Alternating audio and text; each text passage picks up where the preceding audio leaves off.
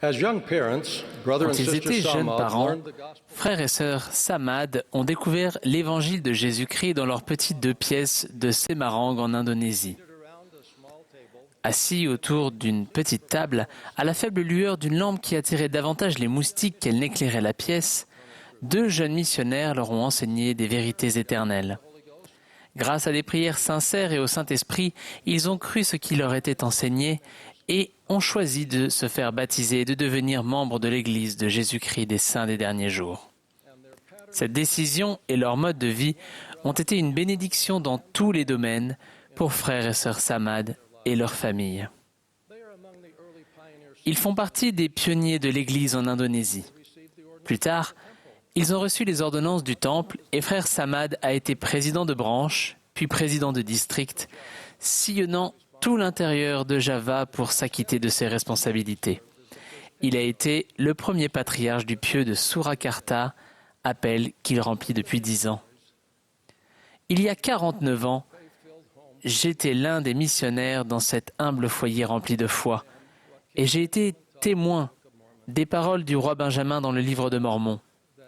Je désirerais que vous méditiez sur l'état béni et bienheureux de ceux qui gardent les commandements de Dieu.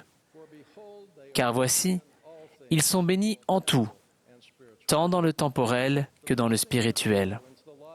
Les bénédictions dont héritent ceux qui suivent l'exemple et les enseignements de Jésus-Christ et qui choisissent d'être comptés parmi ses disciples sont nombreuses, joyeuses et éternelles. L'invitation au baptême que lance Alma au peuple rassemblé aux eaux de Mormon commence ainsi. Maintenant, puisque vous désirez entrer dans la bergerie de Dieu, un enclos ou une bergerie est une grande enceinte, souvent entourée de murs de pierre, dans laquelle les moutons sont à l'abri la nuit. Elle n'a qu'une entrée. À la fin de la journée, le berger appelle ses brebis. Elles connaissent sa voix et passent par la porte pour retrouver la sécurité de l'enclos. Le peuple d'Alma savait que les bergers se tenaient près de l'entrée étroite de la bergerie afin de compter les brebis pour voir si elles étaient blessées ou malades et si chacune d'elles avait besoin de soins. La sécurité et le bien-être des brebis dépendaient de leur disposition à entrer dans l'enclos et à y rester. Certains parmi nous peuvent avoir le sentiment d'être en marge du troupeau, se disant qu'on a peut-être moins besoin d'eux, qu'ils sont moins précieux ou ne font pas partie du groupe. Comme dans une bergerie, nous nous bousculons parfois dans l'enclos de Dieu et nous devons nous repentir ou pardonner. Mais le bon berger, notre véritable berger, est toujours bon. Dans la bergerie de Dieu, nous recevons ses soins bienveillants et avec la bénédiction de ressentir son amour rédempteur. Il a dit « Je t'ai gravé sur mes mains. Tes murs sont toujours devant mes yeux. » Sur la paume de ses mains, notre Sauveur a gravé nos péchés, nos souffrances et nos afflictions et toutes les injustices de la vie. Chacun peut recevoir ces bénédictions s'il a le désir d'entrer et s'il choisit de faire partie du troupeau. Le don du libre arbitre n'est pas seulement le droit de choisir, c'est la possibilité de choisir le bien. Les murs de l'enclos ne sont pas une contrainte, mais une source de sécurité spirituelle. Jésus a enseigné qu'il y a un seul troupeau, un seul berger. Il a dit « Celui qui entre par la porte est le berger des brebis. Et les brebis entendent sa voix, et les brebis le suivent parce qu'elles connaissent sa voix. » Jésus a ensuite déclaré « Je suis la porte. Si quelqu'un entre par moi, il sera sauvé. » Enseignant clairement qu'il n'existe qu'une seule façon d'entrer dans la bergerie de Dieu et qu'une seule façon d'être sauvé. C'est grâce et par Jésus-Christ. Nous apprenons comment entrer dans la bergerie grâce à la parole de Dieu qui est la doctrine enseignée par Jésus-Christ et ses prophètes. Si nous suivons la doctrine du Christ et entrons dans la bergerie grâce à la foi en Jésus-Christ, au repentir, au baptême et à la confirmation et à une fidélité constante, Alma a promis 4 bénédictions spécifiques et personnelles. Vous pouvez premièrement être racheté par Dieu, deuxièmement être compté avec ceux de la première résurrection, troisièmement avoir la vie éternelle et quatrièmement le Seigneur déversera plus abondamment son esprit sur vous. » Quand Alma a enseigné cela, le peuple a applaudi de joie. Voici pourquoi. Premièrement, racheter signifie payer une dette ou une obligation ou se libérer de ce qui fait souffrir ou nous fait du mal. Sans l'expiation de Jésus-Christ, aucun effort personnel pour nous améliorer ne peut nous purifier des péchés que nous avons commis ou nous guérir de nos blessures. Il est notre Rédempteur. Deuxièmement, grâce à la résurrection du Christ, tout le monde ressuscitera. Lorsque notre esprit quittera notre corps mortel, il ne fait aucun doute que nous aurons hâte de serrer nos êtres chers dans nos bras grâce à notre corps ressuscité. Nous serons impatients d'être parmi ceux qui feront partie de la première résurrection. Troisièmement, la vie éternelle signifie que nous vivrons avec Dieu et comme lui. C'est le plus grand de tous les dons de Dieu. Il nous apportera une plénitude de joie. C'est le but ultime et l'objectif de notre vie.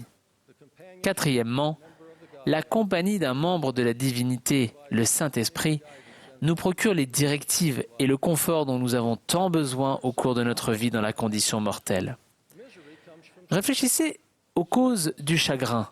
La détresse vient du péché, de la tristesse et de la solitude après la perte d'un être cher et de la peur de ne pas savoir ce qui se passe après la mort. Mais lorsque nous entrons dans la bergerie de Dieu et respectons nos alliances avec lui, nous ressentons la paix de savoir et de croire que le Christ nous rachètera de nos péchés, que la séparation du corps et de l'esprit ne durera pas et que nous vivrons éternellement avec Dieu dans une gloire extrême. Frères et sœurs, les Écritures regorgent d'exemples du pouvoir majestueux du Sauveur, de sa miséricorde et de sa grâce compatissante.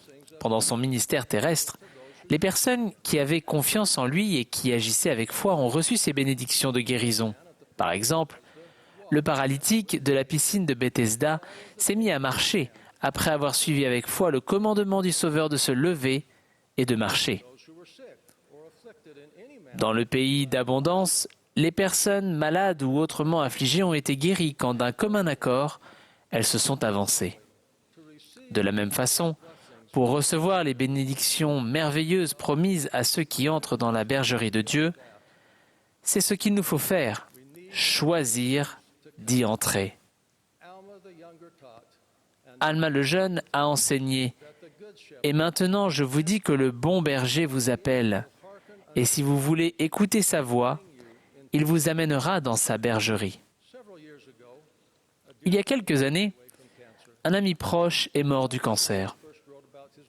Lorsque sa femme Sharon nous a annoncé le diagnostic, elle a dit « Nous choisissons la foi en notre Sauveur Jésus-Christ, la foi dans le plan de notre Père Céleste et la foi qu'il connaît nos besoins et tient ses promesses. » J'ai rencontré de nombreux saints des derniers jours comme Sharon qui ressentent la paix intérieure d'être en sécurité dans la bergerie de Dieu, surtout lorsque les tentations, l'opposition ou l'adversité se manifestent.